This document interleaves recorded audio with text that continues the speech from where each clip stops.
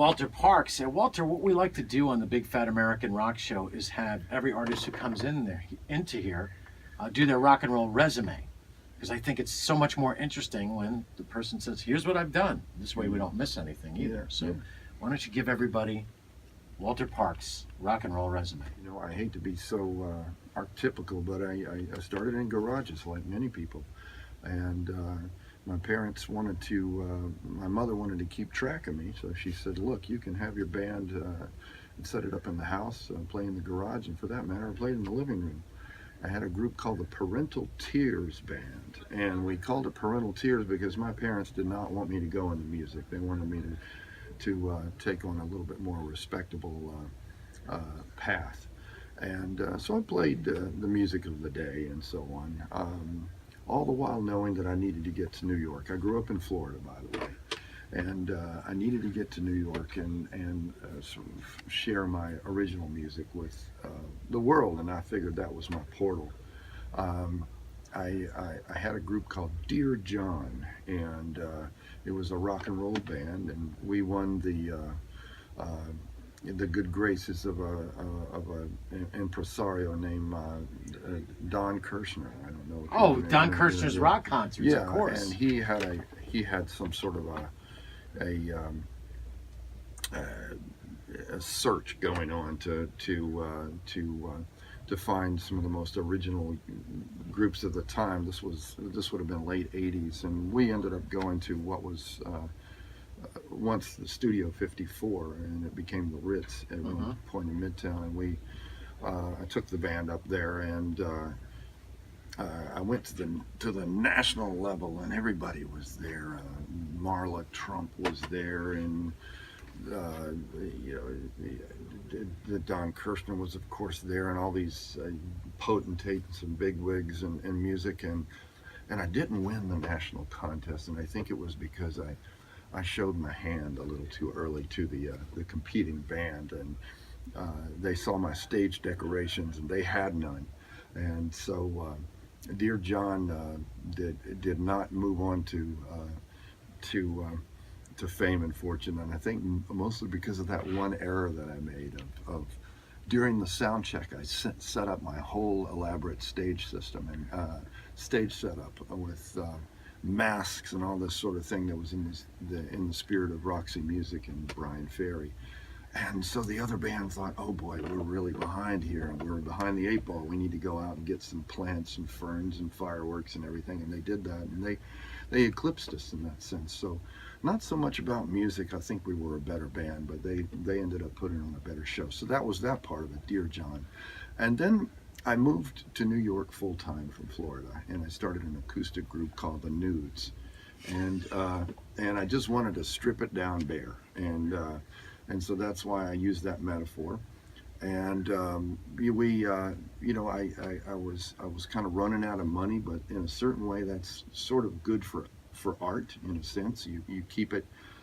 What I mean by that is that if you're really bloated in your funding, when you take on the arts, you forget about connecting with people, and I didn't forget about that. I had to connect with people to survive in New York City. And the Nudes did very, very well. We played all over the country.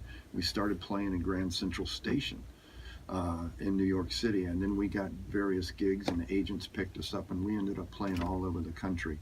And we did it because we connected with people. And I attribute that to playing on the streets in New York City.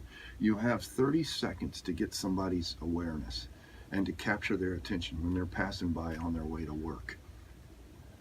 And you don't learn how to do that if you grow up in Bakersfield, California, or if you grow up in Savannah, Georgia, or somewhere like that.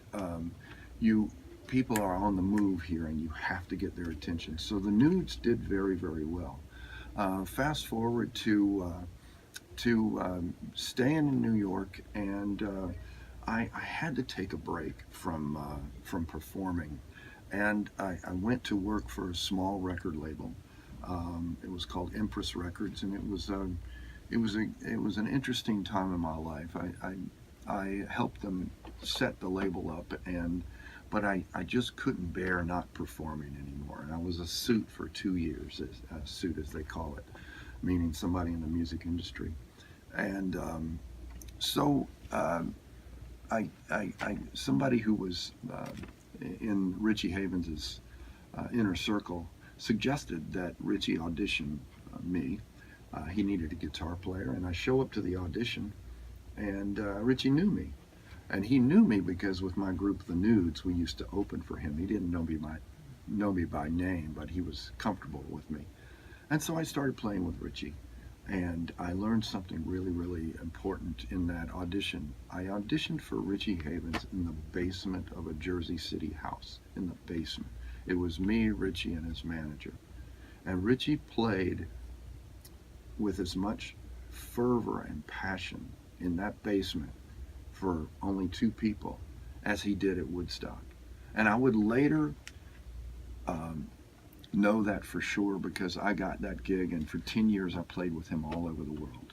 We played festivals from Australia to the UK. I played Madison Square Garden twice, Carnegie Hall twice. And Richie's level of intensity never let up from that first audition. And I realized that, you know, this is no messing around. It was all about connection. And that's what I love about New York City, is that you have to connect to keep yourself alive. So here I am in the present day. 5 years ago, Richie Havens essentially retired and would pass away, and I was left with the question of what do I do with myself. I had been his right-hand man for 10 years, and to keep a gig like that in music, you have to say yes to every opportunity that comes to you from your employer. So every time he'd call me for a gig, yes, I'm available. So that means I couldn't be doing other things. And so I had to sort of not reinvent myself. I had to invent myself. I said, what do I have to offer? And so I just kind of looked deep down, and I dug into my Florida roots, which is, once again, to where I started off with in this little story. And I started playing with this Florida style, and it kind of caught on, and that's what I'm still doing with. What part of Florida? I'm from Jacksonville, Florida, the North Florida. So that's the same area where Tom Petty comes out of. Yeah, he's Leonard Skinner. Yep, Tom's from Gainesville, and Leonard Skinner. Yeah, exactly right. That's the epicenter of where they started. It's where I grew up. So how would you define the Florida sound? Well, the Florida sound is, I think it's the soundtrack to danger and a sort of kind of twisted beauty. There's it's swampy. It's swampy, mixed with a little bit of country. There's always a little bit of country, even in the Skinner sound. You know, it's a little bit. It's got there, a little bit of that foundation and everything. And where does that come from? That comes from jigs and reels and so on, which came down through Appalachia. But so it has a little bit of that country vibe, but it's got a little danger in it too. Yeah. And the swampy part is that when you grow up in Florida, and we don't, you know, kids growing up in Florida, at least back when I grew up, we didn't play in playgrounds, you know, in nice tidy playgrounds. We played in the woods. Right. And you're always aware of the potential for rattlesnakes and gators and that kind of thing. I mean, it's just ubiquitous. Yeah. You're playing for life. Yeah, you're playing for life, but you get sort of comfortable with it in a certain sense. You never forget it. You're always on your guard. And if your parents teach you right, they teach you how to deal with these things. But so I think a little bit of that foreboding, omnipotent danger is always in a little bit of that swamp music, the Skinner thing, and even Tom Petty. He was a little rough. I agree. Yeah. A little rough. I mean, great melodies and catchy melodies. But where do you get inspired for lyrics when you're writing songs? Where does that come from? Because I know Leonard Skinner, like you hear the story about one of the guy, his aunt, gave him the simple man advice. Yeah. And then Give Me 3 Steps is based on a true story in a bar. Yeah. A guy's about to shoot him, so he runs on out. Right. Yeah. Where do you get your lyrical inspiration? Well, you know, there's since I started writing for my group Swamp Cabbage, I just started observing life, and real things, real crazy, quirky things happen down south. Oh And yeah. especially in Florida. Florida's a weird state. You got a lot of serial killers down there. I guess it's one of our great exports, I Yeah. guess, or maybe not an export, but there's for instance, I wrote a song called "Butter," and it's just a story about. Uh, there was a guy who was really kind of healthy, and he wanted to. He'd never tried Southern cooking, so the first place he goes is the Waffle House, and he goes Right. into the Waffle House and he orders grits. He'd never tried grits, but he wants his grits without butter. And the waiter says, "I'm sorry, sir, you want your grits without butter?" He goes, "I'm sorry, sir, but they gonna be butter." They're going to be butter and pepper. Yeah, they gonna be butter. So that's like, I just, that story was just one of those weird stories that you hear down south. It's true, Yeah. and you kind of pick it up in truck stops. You kind of, Yeah. some of it happens to us. Some of it we hear. And it's back to this connection thing, making a connection. Yeah, and because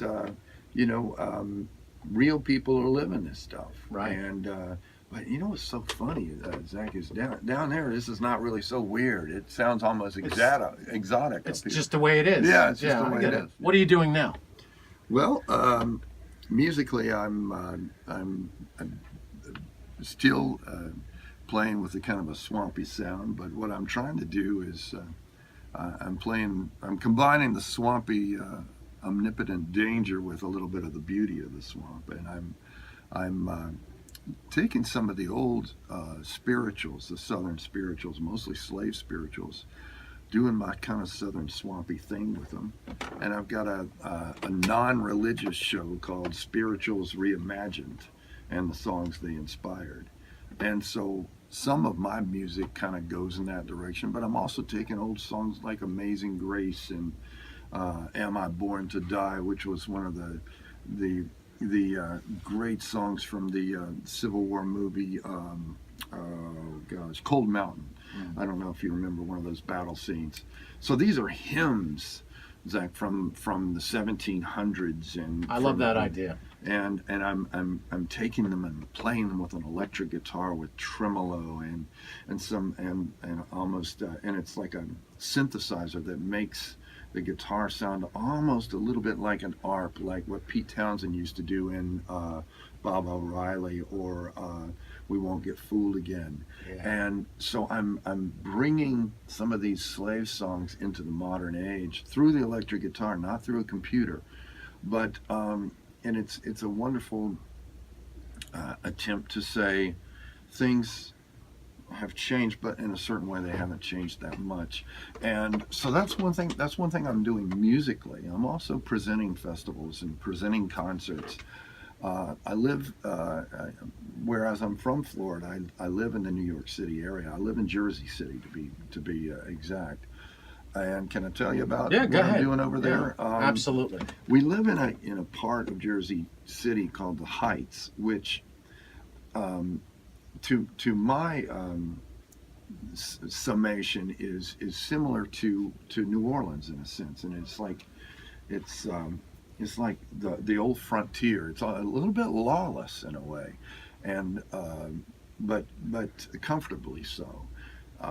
Artists seem like they're fleeing Brooklyn and fleeing Manhattan for expense reasons and so on, and they're coming to our neighborhood, and there's an attempt by myself and some other neighborhood members to just make the neighborhood what we want it to be. And I'm not talking about with development. I'm talking about culturally and artistically. So we found a space under an old bridge that was abandoned. It's an arched bridge that was made in 1905, and it's a cobblestone street that the county has decommissioned. And we thought, I thought this would be a great place to throw concerts. You know, you can fit like 400 people under this thing. And so that's exactly what we did. And we're in our third year of it. We call the series the Vault Allure. And people can look it up online, the Vault Allure. And it's underneath an arched bridge, which is a vault. And the allure of it is something that you would understand when you could see some images of this. Sure. And to have a concert in that space is something like they might do in Europe. And we mix all different types of music together. We don't try to make it a thematic experience. Now, almost in the spirit of what I think Bill Graham used to do at Fillmore East. I'm trying to carry that on. Some people would say, well, that's a bad analogy because Bill Graham had a profit motive. I'm not going to get into that. I think as far as his programming, he was very eclectic. Well, yeah, I'm Jimi Hendrix, the Allman Brothers, Janis Joplin. Yeah. I think the Doors might have played there. I can't always remember all the artists, but think about the idea of booking Jimi Hendrix and the Fillmore. All the Allman Brothers up in New York City. Yeah. These guys from the same area you're from. Right. It wasn't really. It was a risk. I'll say that. No, and furthermore, to what I think was just fantastic, and I wish I had been a little bit older to have gone there myself, but he would take the Allman Brothers and Jimi Hendrix and pair them up with, and now I'm making this up, this might not have exactly I know what you're going, with Miles Davis or Sun Ra or something, jazz groups, and to me that's what I'm trying to carry forth at the Vault Allure series in Jersey City. On September 15th, which is our next one, we have an Israeli jazz band. Now, it's modern jazz, and we're combining them with a bassoonist who's playing classical music from, and that's on the same bill with one of the co-founders of the Blue Man Group, Larry Heineman, and I actually are working on a piece of music that is more ambient in nature, similar to Daniel Lanois and that sort of thing. And we're playing while a fashion model walks down a runway. But we're not trying to make it like Fashion Week in New York City. We're taking live movies of this model as she walks down the runway, and we're altering those images on a screen behind her. And we're really trying to tease the awareness of the people who are there. Are you going to look at the real model, or are you going to look at the altered electronic image of the model that she's passing by? And we're trying to, the model is beautiful and she's right there before you, but do you prefer to look at the screen or do you prefer to look at her? It's just a statement on our almost like, do you prefer the distortion of reality over reality? Exactly. What new albums are you working on? I've got a new record that I'm finishing the writing for. I've only got one solo record. It's called Walter Parks, and Richie Havens played on that as well. And I'm just about to wrap up the writing of it. So that's my record. It's songs that are they're about living. You know, there's one song on it called "Try" that I wrote. I was in Wisconsin one winter, and I was just happened upon an old farmhouse that was boarded up. I had a little time off, and it's an exercise that I like to do. Is like sometimes I just sit and stare at something. There's a roll of paper towels here on the desk, and you can hear that. And if you stare at that paper towel roll long enough, you're going to see things in it. Now, I don't mean see things. You're not going to see through the paper towel, but you're going to texture. You're going to notice the texture. You're going to contemplate how it was made, how it was. What tree it came from. What tree? Where did this come from? Did this come from China? Did this come from the upper Midwest? Whatever. So I did that with this farmhouse, and I thought, if you look at any boarded up farmhouse, it can be upstate New York, it can be in Wisconsin. There's some sorrow behind that. I was going to say, there's a sad story. Yeah, there's a sad story, and somebody let that farm slip away from them. and the farm, for whatever reason, is not productive anymore. And at one point, that farm was productive, and one of the lines in it is, "He built you in Wisconsin back in 1922, as Granddad was so fond of saying no other state could do. He had left winter's bite on another continent, and that he had to have his northern lights was no coincidence." So he had, as most of the people are from the upper Midwest, they're from Scandinavia, and they wanted to live in similar weather. Right. And the story goes, and I'm guessing about this, but I'm contemplating this because I'm on a road in Wisconsin looking at a farmhouse that's boarded up. And I thought, this guy, some family, probably his last name is Hansen or something, probably came from Scandinavia or Finland, and he built this place shortly after the turn of the 1900s. And it was probably a thriving farm at one point. And for some reason, fast forward to the present, his relatives just can't keep it. Or it just makes more sense to sell it to a corporation, or to just put it up for sale, and they couldn't pay their loan. But there's a sadness, like you said, behind it, and so the calling line, the relief, the chorus of the song is, "Try to keep living, try to keep giving, you'll be okay." 3, 2, 1, 0. Broadcasting from the Rock and Roll Bomb Shelter. I'm ready. I wanna rock! Surrounded by radioactive biscuits and the world-famous rock hives, located 40 feet beneath the radio station. It's the Big Fat American Rock Show with your host, the Doc of Rock, the Professor, everyone's favorite mad music magician, crazy uncle, and your best friend in the whole wide world, Zach Martin.